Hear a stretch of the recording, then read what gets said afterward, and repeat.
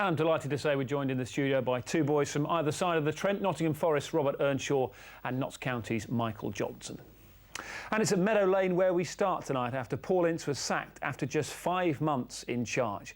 Saturday's fifth straight defeat proved too much in the end, and Natalie was behind the scenes on a day of high drama.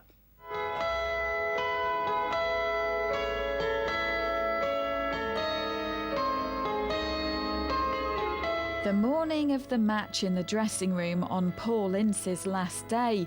The kit man's known him over 20 years. You've been a friend with the manager for a long time. How much will he want to win this today? Oh, massive win for him today. He wants to win big time today. And it felt like Ince was a dead man walking, especially when you listen to the chairman and owner. Behind the scenes, there were signs Ince's days were numbered. If the worst happened, would Paul's future be safe? I knew that question was going to be one of the questions. I would have to review everything.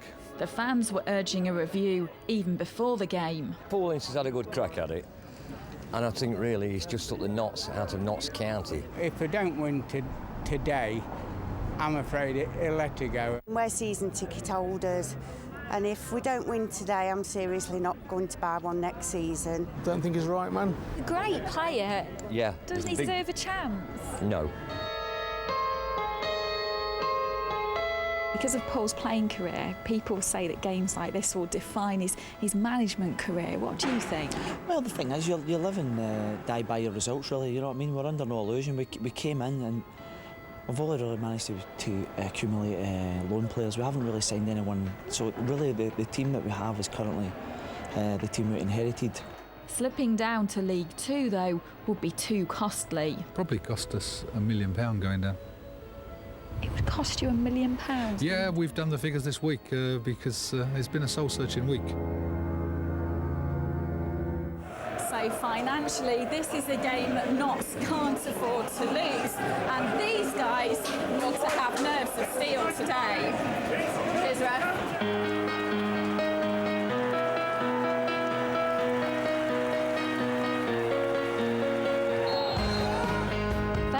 Brandy made his first start in attack, but it wasn't long before the manager looked like he needed a drink. You just couldn't see where the goals were coming from. It wasn't till the 70th minute Notts had a shot on target. Then with 5 minutes to go, a cruel and dramatic twist, Captain Mike Edwards was sent off. Jason Lowe converted the resulting penalty.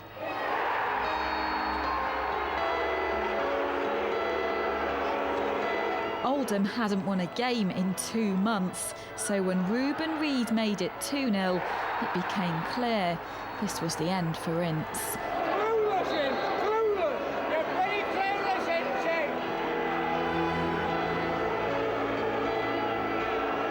Ince was blinkered in defeat. We're going in and having a go at them. There's not no way forward. You know, you just got to try and you've got to lift them. You know, you've got to say, listen, for 85 minutes, you're in control of this game.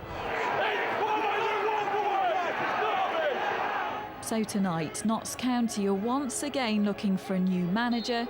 Meanwhile, a man with such a glittering playing career has his managerial credentials in doubt.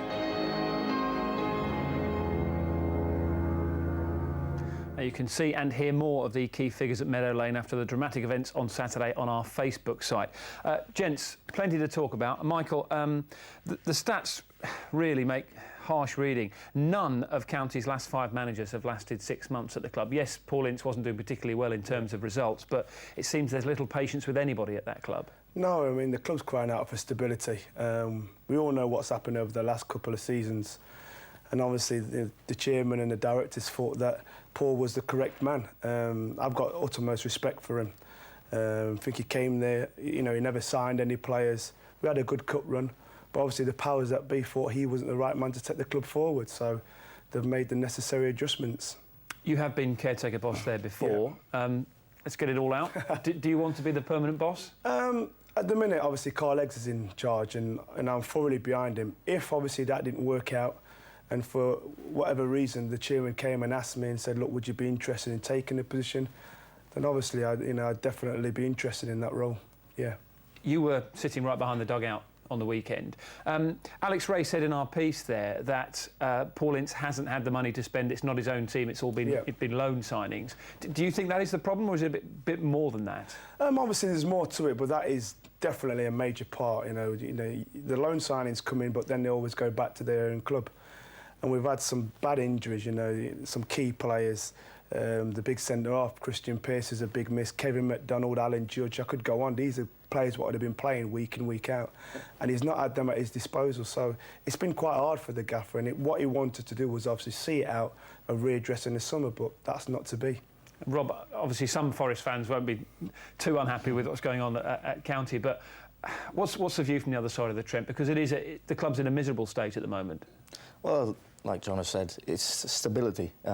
Because if you have that at a football club, the players can get on with what goes on the pitch. You know, they can play football, they can start winning games, and you can, when you don't last 5-6 months in a job, especially as a manager, you can't set the club in the way you want it to be set up. Do the things behind the scenes so your players can do their best. And I think also a month before the end of the season, a month and a bit before the end of the season, I don't think it's the greatest time, really. Does that lack of stability filter down then to the players at whatever club you're at? I think it does. I think, gradually it does, especially because there's been so many managers over a period of time. Then it's been unsettled. So when you've got so many ins and outs coming in all the time, the players can't be settled. The players can't get on with what they're supposed to be doing on the pitch. OK, we've got plenty more to talk about this evening.